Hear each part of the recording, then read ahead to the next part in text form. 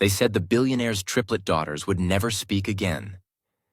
3 little girls, Lily, Lucy, and Grace, born into wealth but raised in silence.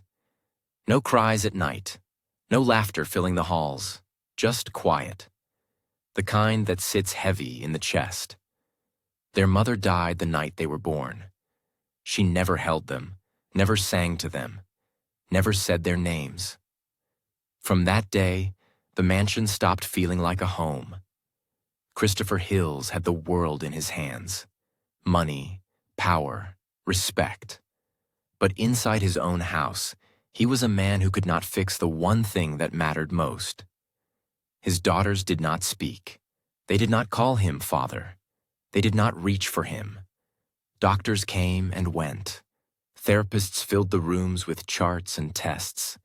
Nannies arrived with smiles and left with tears. One by one, they all failed. Some tried toys, some tried games. Some tried forcing sounds. Nothing worked. The girls sat together in silence, holding each other, staring at the floor as if the world had already taught them not to expect comfort. At night, Christopher would sit outside their room, listening, not for crying, because there was none. He listened to the silence, and it broke him every time. "Talk to me," he once whispered through the door. "I'm here." No answer came. He blamed himself. He blamed the hospital. He blamed the night his wife died and left him alone with 3 children he did not know how to save. Then one morning, a maid named Sandra walked into the house. She did not arrive with confidence or big words. She wore a simple uniform and spoke softly. When Christopher looked at her, he almost sent her away. Too gentle, he thought. Too quiet. This house had already been broken by quiet. But the moment Sandra knelt in front of the triplets, something changed. She did not ask them to speak. She did not force a smile. She simply sat on the floor and waited. Minutes passed. Then one small hand reached for hers. Christopher watched from a distance. His breath slow, his body tense. The girls had never gone to anyone on their own before. Later that day, he heard movement upstairs. Light steps, soft sounds.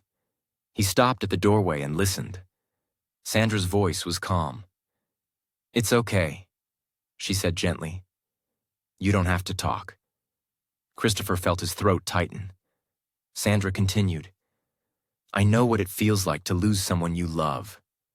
The triplets sat in front of her, eyes fixed on her hands. "I lost my sister," Sandra whispered, and when she stopped speaking, everyone gave up on her. "But I didn't." Christopher leaned closer to the door. Sandra lifted her hands slowly and moved them in a simple way. The girls followed, one movement, then another. Christopher's chest grew tight. What is she doing? Suddenly, one of the girls smiled. A real smile. Christopher grabbed the door frame to steady himself. They had not smiled like that since the day their mother died. He stepped forward, his voice shaking. Sandra turned slowly.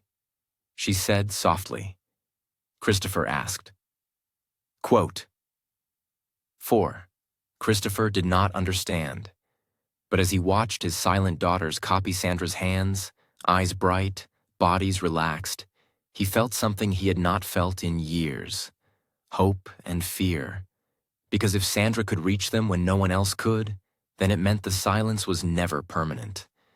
It meant the truth he had lived with for 3 years might be wrong, and what Sandra knew about the night his wife died would change everything.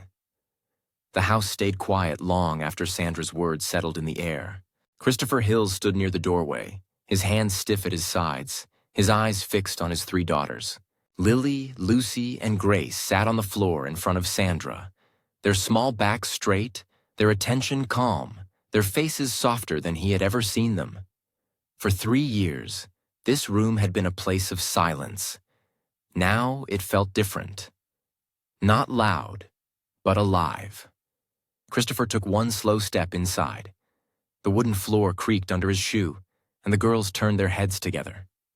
They saw him, really saw him, not with fear, not with distance, but with quiet interest. That alone shook him. Sandra lowered her hands and spoke gently. "Sir, I am sorry you had to find out like this." "Find out what?" Christopher asked. His voice came out low, careful as if he feared the answer might break something fragile inside him. "That your daughter's here more than you think," Sandra replied. Christopher looked at the girls again. "They've never made a sound," he said. "Not once since the day they were born." Sandra nodded. "I know." "You know," he repeated. "Everyone keeps telling me they know. Doctors, nurses, people who stay 1 week and quit the next. They all say the same thing, that this is just how it is." Sandra did not argue. She reached out and gently took Grace's hand. Grace did not pull away.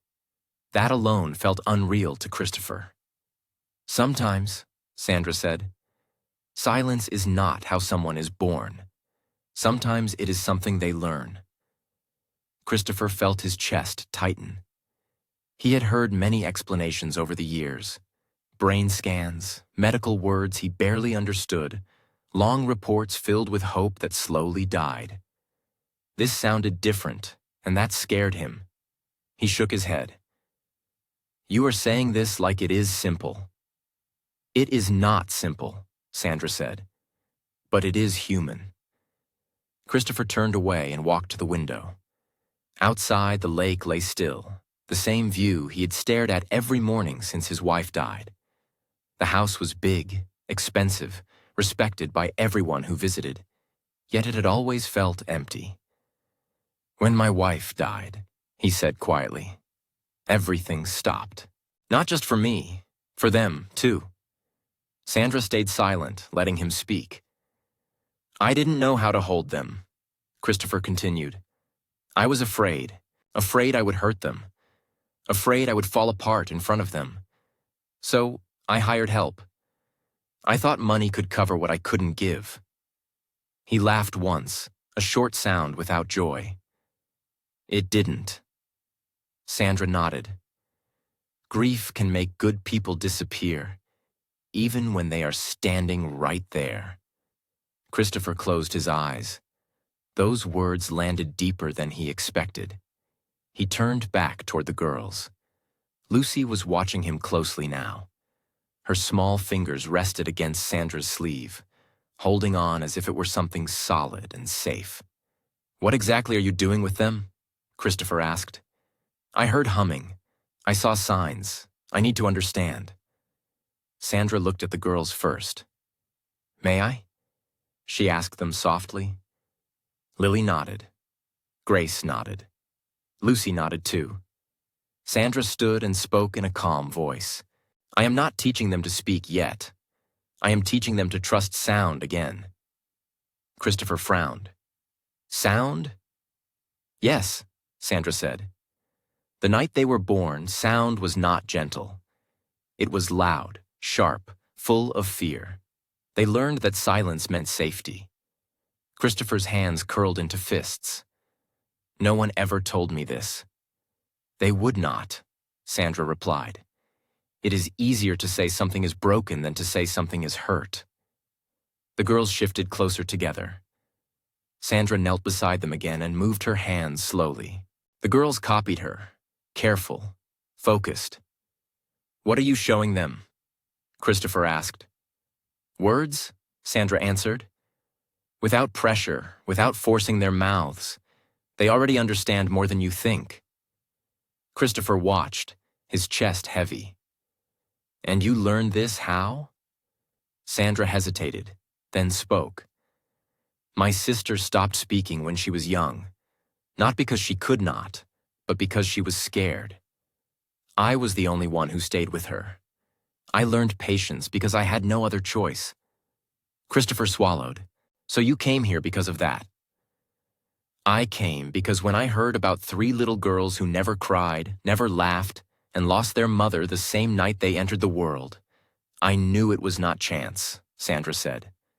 The room grew quiet again, but this time it did not feel empty. Christopher lowered himself onto the floor, awkward, unsure, the expensive fabric of his suit wrinkling beneath him. The girls stared at him, surprised. "I don't know how to do this," he said honestly. "I don't know how to be what they need." Sandra smiled softly. "You already are what they need. You just stopped believing it." Lucy crawled a little closer.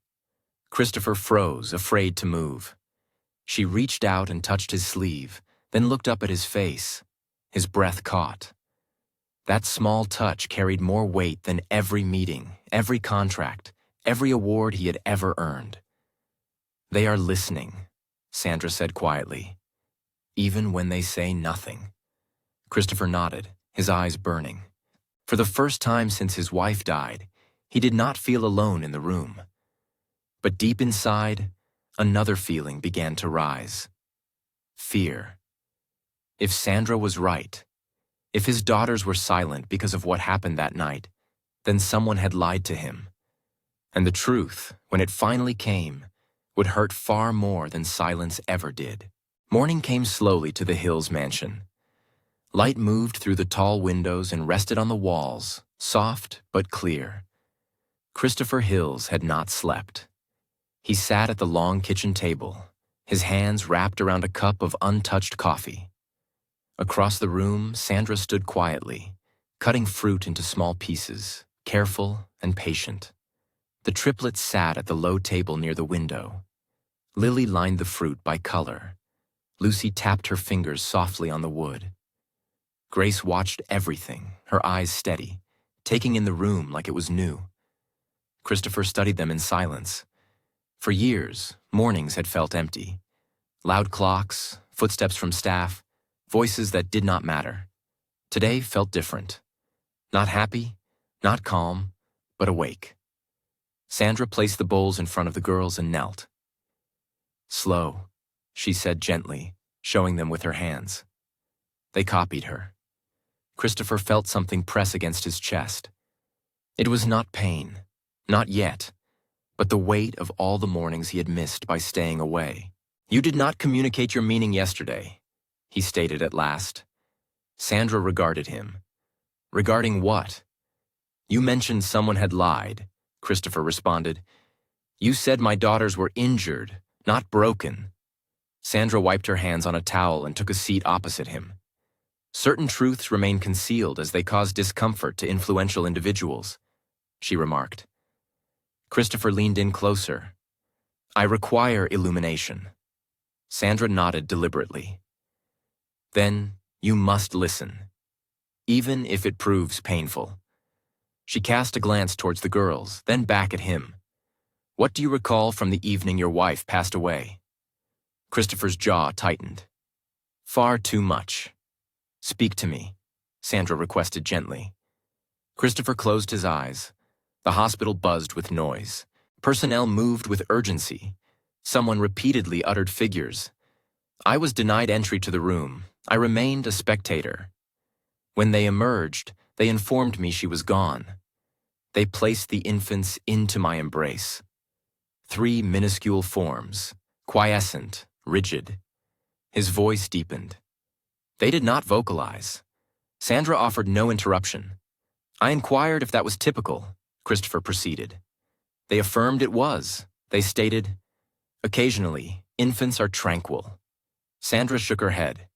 "Newborns vocalize. Such stillness originates from apprehension." Christopher's fingers trembled against the table. "Thus, you surmise something instilled fear in them?" "I am aware something did," Sandra affirmed. "My aunt was present." Christopher looked up abruptly. "Your aunt?" "She served as a nurse in that very institution." Sandra recounted that her aunt carried that night with her for the remainder of her days. The room seemed to diminish in size. She related to me the account of a man who had lost his wife and 3 infants who made no sound. Sandra continued, "When I observed your daughters years later on the news, still silent, I grasped why she never absolved herself." Christopher pushed his chair back and rose to his feet. "Why did she not inform me?" "Because the hospital instructed her not to," Sandra stated. "They harbored apprehension." apprehension of culpability, apprehension of legal proceedings. Christopher turned away, his palms pressed against the counter. His exhalations emanated from behind him, slow and strained. One of the girls emitted a sound. Not a word, not a cry, merely a gentle exhalation of breath. He froze. Sandra offered a tender smile. They sensed the intensity of the atmosphere. Christopher turned back with deliberate slowness. Lucy had placed her hand upon Lily's forearm. Grace was observing her father intently.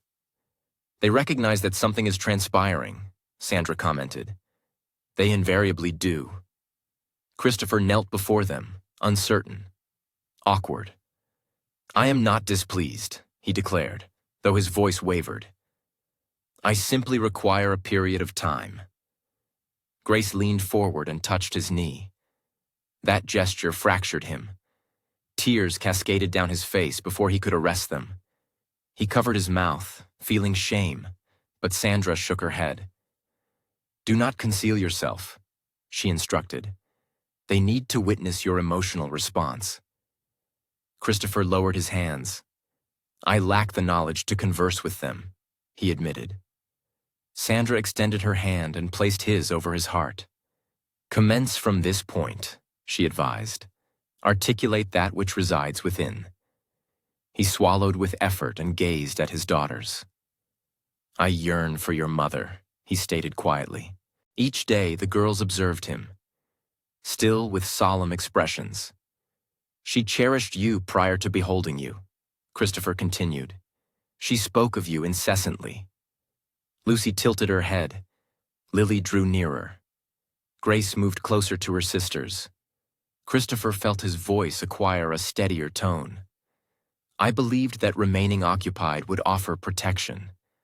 I surmised that silence was less arduous than suffering." Sandra nodded. "Suffering necessitates exposure to dissipate."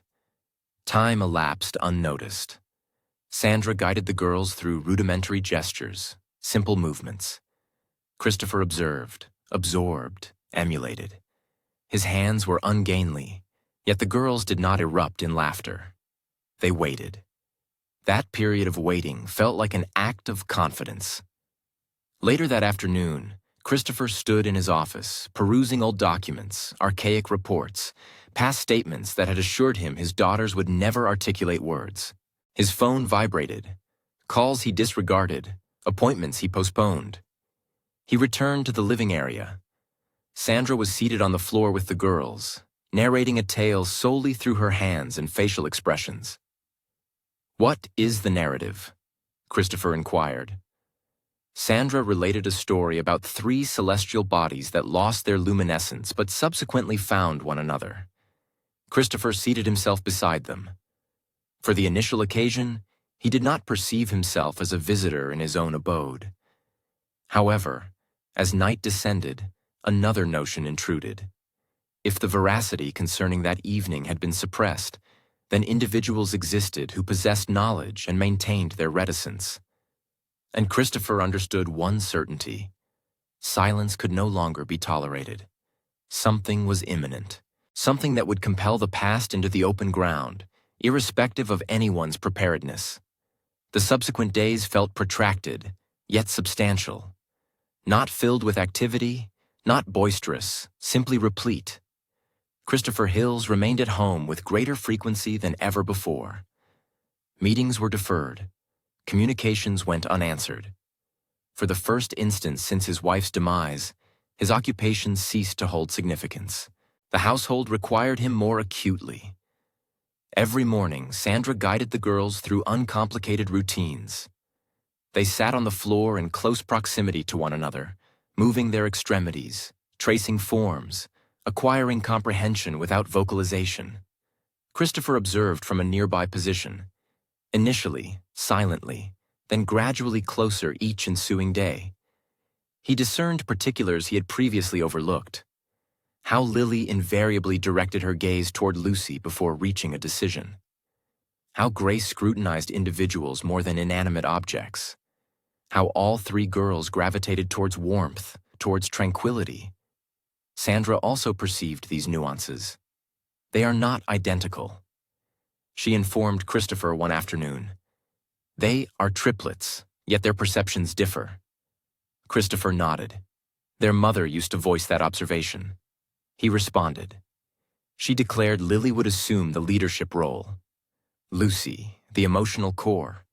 Grace, the intellectual. Sandra smiled. Her assessment was accurate. Christopher sat on the floor adjacent to them, his necktie removed, his sleeves rolled upwards. He was still in the process of learning to be in their presence without trepidation. At times, his hands would quiver. At times, his voice would diminish in volume, but Sandra never urged him toward haste. Permit them to perceive you as you are, she reminded him, not as the individual you believe you ought to be. That evening, as the sun began to recede beyond the lake's horizon, Sandra requested Christopher to remain with the girls unaccompanied. Solely you, she asserted. They need to hear your voice devoid of my presence. Christopher evinced hesitancy. What if my actions are misguided? Sandra met his gaze directly. You have already erred through your silence. Now simply remain. He nodded. The girls were seated in a compact circle upon the rug. Christopher positioned himself opposite them. For a considerable duration, no one stirred. Oh, I am uncertain where to commence, he stated softly. Lucy shifted her position closer to Grace. Lily closely monitored his countenance. Christopher drew a breath. Your mother used to find amusement in my culinary endeavors, he articulated. She remarked, I exerted excessive effort. Grace lifted her head slightly. She cherished mornings, he continued. She proclaimed that mornings served as confirmation that existence perseveres. Lily's digits moved with deliberate slowness, emulating a gesture Sandra had imparted to them. Christopher observed her hands. What meaning does that convey? Lucy replicated the gesture. Sandra, observing from the portal, whispered. Recollect, Christopher swallowed. Yes, he affirmed. Remember? As the days unfolded, the girls employed increasingly intricate gestures. Not complete verbalizations, rather brief fragments, expressions of feeling, needs, comfort. One afternoon, Christopher detected Lucy emitting a sound. Not a word, merely an expulsion of air formed unlike any prior instance. He became immobile. Sandra took note. Do not respond with excessive celerity, she cautioned. Allow it to manifest at its own volition. Christopher nodded, although every fiber of his being yearned to exclaim with joy. That night, he sat in solitude within his study. The door was closed. The correspondence Sandra had alluded to remained foremost in his thoughts. The truth pressed upon him with palpable weight. He reopened antiquated hospital records, perused assertions he had accepted without scrutiny. He perceived resentment surge within him, yet also shame. He had acquiesced to silence because it presented a less arduous path than confrontation. A gentle rapping sounded at the door. Sandra entered the room.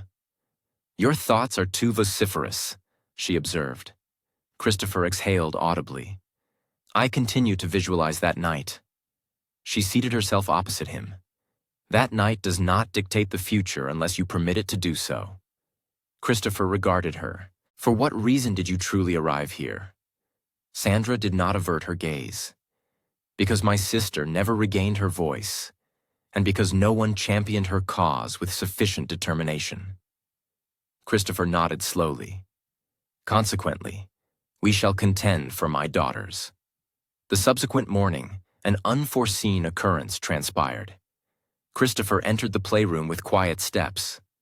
The girls were with Sandra, engaged in practicing gestures. Grace looked up and extended her hand towards him. He knelt. Grace placed her diminutive hand upon his cheek. His breath hitched. Sandra smiled. She is selecting you. Later that day, Lucy stumbled while traversing the room. She did not cry out. She became rigid. Christopher moved swiftly but halted himself, recalling Sandra's counsel. "It is acceptable," he stated calmly, kneeling. "You are secure." Lucy's chest rose and fell rhythmically. Then she leaned into him. That night, as Christopher tucked them into their beds, Lily articulated a novel gesture. Sandra interpreted it in a subdued tone. "Remain." Christopher settled beside the bed until all three had succumbed to slumber. Beyond the confines of the room, Sandra spoke in hushed tones. "They have attained readiness for further disclosures." Christopher nodded in agreement. "As have I." However, neither of them possessed insight into the swiftness with which the past would re-emerge. The following morning, an envelope was delivered. It bore no indication of origin. Sandra held it in her hands, her expression grave. "This originates from my aunt," she communicated. "She penned it prior to her departure from this world." Christopher felt a tightening in his abdominal region. Consequently, everything is poised for transformation. Sandra nodded affirmatively. "Once you peruse this, there exists no avenue for regression." Christopher accepted the envelope, aware that the silence he had endured for years was already dissolving, and the truth was poised to articulate itself, irrespective of his readiness. The envelope felt weightier than its superficial appearance suggested. Christopher Hills stood at the epicenter of his office, clutching it with both extremities, as though it might disintegrate should he relax his hold. Sandra stood a few paces distant, her posture erect, her countenance composed, yet exhibiting weariness akin to someone who had borne this juncture for an extended period. "The girls are asleep," Sandra remarked softly. "They are secure," Christopher affirmed with a nod, but his gaze remained fixed upon the envelope. "You mentioned your aunt composed this prior to her passing." "Yes," Sandra replied. "She endured years of anticipation. She harbored apprehension. Yet she could not depart this existence without divulging the truth." Christopher seated himself with gradual slowness. His lower limbs felt unstable. Then, "Remain," he articulated. "I perceive myself incapable of perusing this in solitude." Sandra took a seat opposite him. Christopher opened the envelope with meticulous care. Within lay a folded letter. The paper showed signs of wear, the ink slightly diminished in intensity. He unfolded it and commenced his perusal. "Mr. Hills," he read aloud, his voice already unsteady. "If this letter reaches you, then I failed to be brave while I lived." Christopher paused. He swallowed and continued. "I was present the night your wife gave birth. I was one of the nurses assigned to the room. I watched the doctors rush. I heard the machines. I saw the fear in your wife's eyes when she realized she would not survive." Christopher closed his eyes. His hand shook. Sandra leaned forward slightly but did not interrupt. "She asked me to protect the babies." Christopher read. "She said they were sensitive. She said loud voices frightened them even before birth. She begged me to keep the room calm." Christopher's breath came slow and rough. "But I failed." He read. "When the doctor announced her death, someone screamed. Tools fell, the room filled with panic. I tried to shield the babies, but the noise came too fast. They froze. They did not cry. They went still." Christopher stopped reading. Tears rolled down his face. "That night," Sandra said quietly, "changed everything." Christopher wiped his face and kept reading. "The hospital told us to record the babies as medically silent. They said grief was not a condition we could treat. They said speaking the truth would bring trouble. I obeyed, and that guilt never left me." Christopher lowered the letter. "They lied," he whispered. "Yes," Sandra said, "and they expected you to accept it." Christopher stood up suddenly, pacing the room. "All those years," he said. "All those experts, they never looked past charts. They did not look at fear," Sandra replied. Christopher stopped near the window. Outside, the lake reflected the night sky. He remembered standing there years ago, holding 3 quiet babies, trusting people who wore calm faces. "I should have questioned it," he said. "I should have fought." Sandra stood. "You were grieving. They used that." Christopher turned to her. "And you knew." Sandra nodded. "I knew enough to try." Silence filled the room again, but it was not empty. It was heavy, pressing, full of truth. Christopher folded the letter and placed it on the desk. "What happens now?" he asked. "Now," Sandra said, "you choose." "Choose what?" "Whether the past stays hidden," she replied, "or whether your daughters grow knowing the truth." Christopher thought of Lily, Lucy, and Grace sleeping upstairs. He thought of Lucy's breath turning into sound. He thought of Grace touching his face. He thought of Lily signing. "Remember, I choose them," he said. Sandra nodded. "Then there will be consequences." "I don't care," Christopher said. No more silence. Later that night, Christopher stood outside the girls' room. He watched them sleep. 3 small bodies rising and falling together. He sat on the floor beside their beds. "I failed you," he whispered. "But I am here now." One of the girls shifted. Lucy's lips moved slightly. No sound came, but the effort was there. His chest tightened. The next morning came with rain, soft drops against the windows. Christopher canceled every meeting. He sat with the girls at breakfast. He told them stories, not happy stories only, real ones. "I was scared," he said. "I didn't know how to be your father." Grace signed something slowly. Sandra watched closely. "She says, hurt." Sandra explained. "Yes," Christopher said. "I was hurt." Lily reached for his hand. That afternoon, a visitor arrived unannounced. A man in a gray suit stood at the door. "Mr. Hills," he said, "I represent the hospital." Christopher felt anger rise. "You are late," he said. The man hesitated. "We heard you received information." Christopher stepped aside. "You will speak in my house," he said, "where my daughters live."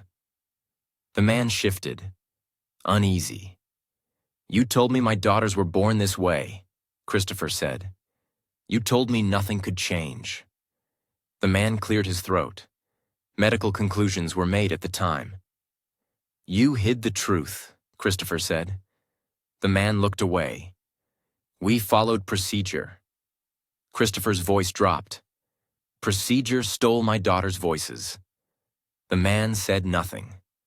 Christopher leaned closer. "You will answer publicly," he said, "or I will make sure the world hears this."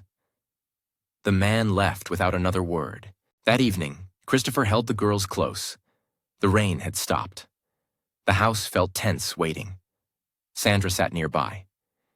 "You did the right thing," she said. "I'm afraid," Christopher admitted. "Not for me, for them." Sandra nodded. "Fear does not disappear. It changes shape." That night, Lucy woke crying. A real cry, thin, unsure, but real. Christopher rushed in. "It's okay," he said, holding her. Her cry softened. Her mouth opened again. "Da," she said. Christopher froze. Lily stirred. Grace stirred. "Da," Lucy said again. Christopher dropped to his knees, holding her close. Tears soaked his shirt. Sandra stood in the doorway, her hands covering her mouth. Lily tried next. "Da!"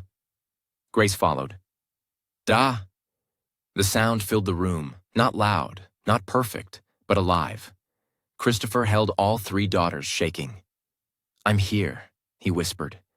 "I'm here." The silence that once ruled the house was gone, but the truth had only just begun to speak. The sound stayed in the room long after it was spoken. Not loud, not strong, but real. "Da." Christopher Hills did not move at first. His body locked in place as if even breathing might scare the moment away. Lucy's small mouth closed again. Lily and Grace stared at their sister, then at their father, waiting. Sandra stepped back into the room slowly. She did not speak. She did not interrupt. She knew this moment did not belong to her. Christopher lowered himself to the floor, his knees touching the rug. His hands trembled as he reached out. Lucy leaned toward him, her head resting against his chest. Lily and Grace followed, their small bodies pressing close. "I'm here," Christopher whispered. "I'm here." He said it again and again, not to calm them, but to convince himself it was true. The house felt different after that night. Not joyful, not peaceful, but honest. Morning came with pale light and quiet movement. The girls woke early. They sat on the floor with Sandra, repeating signs, practicing sounds without pressure. Christopher watched from the doorway, afraid to disturb them, afraid to miss anything. Lucy tried again. Da! The sound broke, uneven, but clear enough to make Christopher sit down hard in the chair behind him. Sandra smiled softly. "Do not push," she reminded him. "Let it grow." Christopher nodded. "I won't rush them." The days that followed were careful. No cameras, no reporters, no doctors rushing in with promises. Just routine, just safety. Christopher told stories every morning. He talked about their mother, about how she laughed, about how she sang off key in the kitchen, about how she held her stomach and spoke to them before they were born. "She loved you before she saw you," he said again and again. The girls listened. They signed more. They reached more. They leaned into his voice as if it were a place they could rest. But peace did not last. One afternoon, a black car pulled into the driveway. Christopher saw it from the window and felt his chest tighten. He knew before the doorbell rang. Sandra stood beside him. This was coming. Christopher opened the door. Two people stood outside. A man in a suit, a woman holding a folder close to her chest. "Mr. Hills," the woman said, "we need to speak with you." Christopher did not move aside. "About what?" "The birth of your daughters," the man said. Christopher stepped back slowly. "You will speak here," he said. "Where they live." They entered. The air felt heavy again, like the old days. "We are aware you received information," the woman said. "We are here to discuss a resolution." Christopher's hands curled into fists. "You hid the truth," the man spoke calmly. "We followed policy at the time." "Policy does not raise children," Christopher said. "Love does." The woman glanced down the hall where the girls were playing. "This could become public." Christopher nodded. "It already is." Sandra stood still, her face calm but her eyes sharp. "We are prepared to offer compensation," the woman said. Christopher laughed once. "You think money will fix this?" The man cleared his throat. "We want to avoid distress." "You caused it," Christopher replied, "and now you will face it." The visitors left without another word. That night, Christopher could not sleep. He sat beside the girls' beds, watching them breathe. Fear crept in quietly. What if the past reached back and took something again? Sandra found him there. "You cannot protect them from everything," she said gently. "I know," Christopher replied, "but I will not protect lies." The next morning, everything changed again. Lucy woke crying, a sharp cry full of panic. Christopher rushed in. She clung to him, her body stiff. "It's okay," he said softly. "You are safe." But Lucy shook, her eyes distant. Sandra entered quietly. She knelt and took Lucy's hand. "Breathe with me," she said. Lucy's breath slowed. Grace and Lily watched, frightened. Christopher felt fear cut through him. "What if this is too much?" he whispered. Sandra met his eyes. Healing is not a straight line. Later that day, Sandra asked Christopher to sit with her alone. "There is something you need to know," she said. Christopher felt his stomach drop. "What?" "My aunt did not act alone," Sandra said. "Others knew. And some of them still work." Christopher closed his eyes. "Then they will hear from me." Sandra hesitated. "There is more." Christopher opened his eyes. "She wanted me to tell you this," Sandra said softly. "Your wife knew she was dying before they took her into surgery." Christopher's breath caught. "She asked for you," Sandra continued. "They did not let you in. She asked me to make sure you did not blame yourself." Tears streamed down Christopher's face. "I blamed myself every day." Sandra nodded. "She did not want that for you." That night, Christopher sat with the girls and spoke through tears. "Your mother was brave," he said. "She loved us. She desired for us to live without apprehension." Lucy extended her hand and gently touched his face. "Da," she vocalized, a sound that once again shattered his composure. Days elapsed. The narrative emerged into the public sphere, not as an accusation, but as a revelation of truth. Christopher addressed the situation with a serene demeanor, while Sandra stood alongside him, silent, yet emanating strength. The global community paid heed, and the hospital issued a response. Investigations were initiated, followed by apologies. However, within the confines of their home, a more profound transformation began. Lucy started to communicate more readily. Lily followed suit, and Grace, though initially hesitant and deliberate, progressed steadily. Words emerged gradually, like timid birds taking flight. Not rapidly, not flawlessly, but undeniably alive. One particular evening, Grace settled onto Christopher's lap. She gazed at him intently, scrutinizing his features. "Da," she softly uttered. A tearful chuckle escaped Christopher. "Yes." She then placed a hand on his chest and attempted another word. "Love." The word resonated deeply within him. Sandra observed this exchange from across the room, her eyes glistening with emotion. Later that night, Sandra was packing her belongings. Christopher discovered her near the door. "Where are you going?" he inquired. "My work here is nearing its conclusion," she replied. A sense of panic began to surface in Christopher. "But they still need you." Sandra simply shook her head. "They need you more." The girls materialized behind Christopher. Lily reached out and took Sandra's hand. Sandra knelt down. "I will always be here," she assured them. "Just not every day." Lucy embraced her tightly. Grace, using sign language, conveyed, "Thank you." Sandra rose and turned to Christopher. "You accomplished this," she stated. Christopher, however, shook his head. "We did." The door closed softly behind her. Months went by. The girls' speech became more measured and deliberate, their laughter filling the house in ways Christopher had never envisioned. The grand residence no longer felt desolate.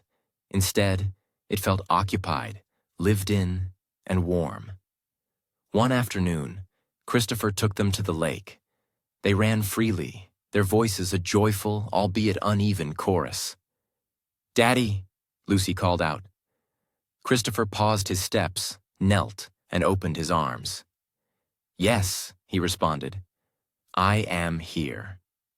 He looked at the water, the sky, and the three small figures clinging to him, the first time he had felt such connection since his wife's passing. Grief no longer felt like an open wound. It felt like memory.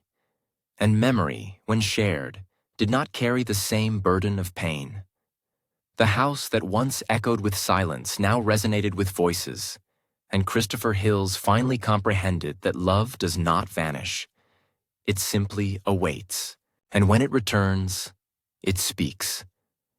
Dear viewers, this narrative serves as a reminder that silence does not invariably signify absence. At times, it represents pain that has yet to be comprehended. Christopher Hills possessed wealth, influence, and comfort. Yet he was profoundly affected by his loss. His daughters remained silent, not from emptiness, but because fear had prematurely silenced their voices. And it was a Black caregiver, Sandra, who perceived what others overlooked, not through financial means or forceful intervention, but through patience, honesty, and affection. This account illustrates that healing does not always stem from medical professionals, grand pronouncements, or opulent settings.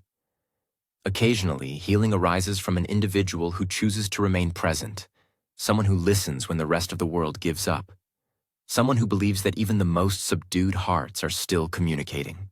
If this story resonated with you, please share your location and what insights you gained from it. Your voice holds significance, just as the voices in this story ultimately did. If this message touched your heart, please give this video a like, subscribe to the channel, and share it with someone who is in need of hope today. And if you desire more emotionally impactful human stories like this, comment with "more stories," and you will be among the first to receive our subsequent compelling narrative. Before you depart, we wish to hear from you. Please answer the following questions in the comments section. 1. If you were in Christopher's situation, would you have possessed the fortitude to confront the truth, even if it meant experiencing heartbreak? 2. Do you believe the girls found their voices due to therapy or because someone finally created an environment where they felt secure? 3. Has there been a period in your life when silence concealed pain and someone assisted you in healing from it? We are attentive. Your story, too, is important.